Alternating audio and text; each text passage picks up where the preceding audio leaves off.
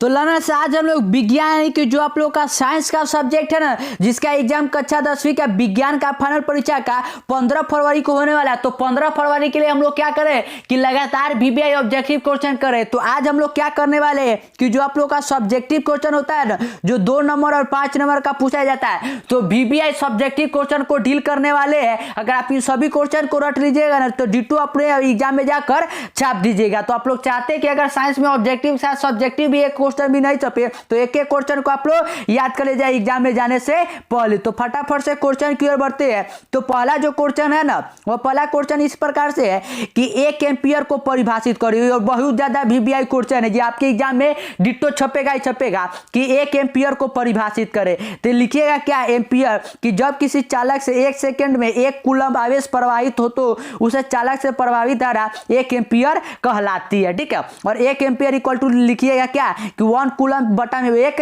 Second. ठीक है, 1 coulomb बटा में लिखिएगा 1 टाइम यानी कि 1 सेकंड। तो इस प्रकार से एम्पियर की परिभाषा हो जाएगा।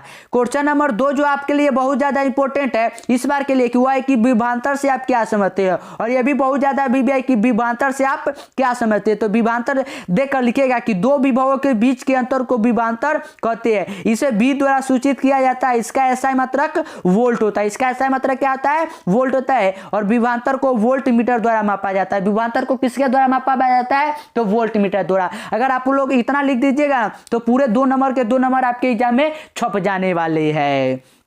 क्वेश्चन नंबर 3 जो है ना, वह 3 इस प्रकार से आपके एग्जाम में पूछा जाए वाला ये बहुत ज्यादा वीवीआई क्वेश्चन है कि प्रतिरोध क्या है। प्रतिरोध यानी कि जो आप लोग आर पढ़ते हैं ना, आर क्या है? तो प्रतिरोध लिखेगा कि चालक पदार्थ का वह गुण जो उस पदार्थ से प्रवाहित होने वाली विद्युत धारा का विरोध करता है, प्रतिरोध कहलाता है। इसका एसआई मात्रक ओम होता है। इसके क्या होता है? ओम होता है। इसे आर द्वारा सूचित करते हैं। और आर का फॉर्मूला क्या होता है? आर इक्वल टू वी बटा में आई, ओम के नियम से। तो आर इक्वल टू वी बटा में आई हो जाएगा। तो प्रतिरोध क्या है कि वह क्या आता है कि जो प्रवाहित धारा होता है ना, उसका विरोध करता है। इसका एसआई मात्रक ओम होता है। बस इतना आप लोग लिख दीजिएगा फॉर्मूला, तो पूरे 2 नंबर आप लोगों को गड़गड़ा जाएंगे। तो आप लोग ऐसे कर लिख दीजिएगा। क्वेश्चन नंबर 4 की ओर बढ़ते हैं। तो 4 जो है ना, वह इस प्रकार से कि हीरे का अपवर्तनांक 2.42 होता है। इस कथन का अभिप्राय क्या है? और ये तो कितनी बार पूछा जाए वाला क्वेश्चन है, ये तो आप लोगों को बताने की जो कितनी बार पूछा गया है कि हीरे का अपवर्तनांक 2.42 है, इसका अभिप्राय क्या है? तो लिखेगा कि चूंकि हीरे का अपवर्तनांक सबसे अधिक होता है, इसलिए इसका घनत्व भी अधिक होता है। अर्थात n इक्वल टू होता है C बटा में B। n का मान सबसे अधिक है तथा B का मान कम है। तो इस प्रकार से हीरे का अपवर्तनांक के अभिप्राय के बारे में आप लोग बता दीजिएगा। क्वेश्चन नंबर 5 की ओर बढ़ते हैं। तो 5 जो है ना, ये बहुत ज्यादा जो आप लोगों का ऑप्टिक्स चैप्टर है उसी से है कि अवतल लेंस को अपसारी लेंस क्यों कहते हैं। ये पूछा गया है कि अवतल लेंस को ना अपसारी लेंस क्यों कहते हैं। तो उत्तर में लिखिएगा क्या कि अवतल लेंस द्वारा उत्पन्न प्रकाश की किरणें एक बिंदु पर अपसारित होती हुई मालूम पड़ती है, इसलिए अवतल लेंस को अपसारी लेंस कहते हैं। इसलिए क्या कहते हैं? अवतल लेंस को अपसारी लेंस कहते हैं। तो इस प्रकार से आप लोग अवतल लेंस को अपसारी लेंस बता दीजिएगा। क्वेश्चन नंबर 6 की ओर बढ़ते हैं। तो 6 जो है ना, वह इस प्रकार से कि उत्तल लेंस को अभिसारी लेंस क्यों कहते हैं। उत्तल लेंस को पूछा गया है क्या कि अभिसारी लेंस क्यों कहते हैं। तो उत्तर में लिखेगा कि उत्तल लेंस द्वारा आपतित प्रकाश की सभी किरणें लेंस की दूसरी ओर एक बिंदु पर अभिसरित होती है, इसलिए उत्तल लेंस को अभिसारी लेंस कहते हैं। पहले अवतल लेंस को अपसारी लेंस क्यों कहते हैं वो भी डील करवा दिया, और अभी बता दिया कि उत्तल लेंस को अभिसारी लेंस, क्योंकि ये दोनों है ना बार बार रिपीट होने वाला क्वेश्चन, इसलिए आप लोग दोनों को याद कर लीजिएगा। और कैसे भी कर याद ही कर लीजिएगा, क्योंकि ये छपेगा ही छपेगा। क्योंकि जो भी क्वेश्चन आज हमने लाया ना, वो बहुत ज्यादा गेसिंग और जो बार बार पूछा जाता है एग्जाम में, वही क्वेश्चन को लेकर आए हैं। क्वेश्चन नंबर जो 7 है, ये आप लोगों को केमिस्ट्री से रिलेटेड है कि उदासीनीकरण अभिक्रिया क्या है। उदासीनीकरण अभिक्रिया लिखिएगा कि अम्ल एवं क्षारक की अभिक्रिया के फलस्वरूप लवण एवं जल बनता है, इसे उदासीनीकरण अभिक्रिया कहते हैं। CaOH whole twice plus H2SO4 से मिलकर क्या बना? CaSO4 plus H2O। तो इस प्रकार से आप लोग लिख दीजिएगा ना, तो आप लोगों को पूरे 2 नंबर मिल जाएगा।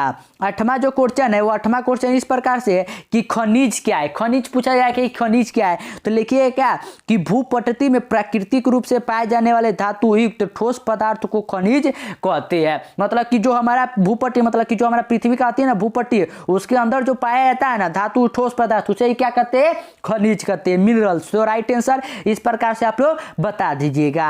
क्वेश्चन नंबर जो 9 आप लोगों से पूछा जाएगा वो है कि अयस्क भी बहुत ज्यादा वीवीआई क्वेश्चन है क्योंकि अब बार बार पूछे जाने वाला है। तो लिखिएगा कि जिनसे धातु आसानी से तथा कम खर्च में प्राप्त किए जा सके उसे अयस्क कहते हैं। मतलब कि जो मतलब कि धातु और जिसे मतलब कि धातु अगर हमको निकालना है तो जो आसानी से निकल जाए, कम खर्चे में निकल जाए, उसे हम लोग अयस्क कहते हैं।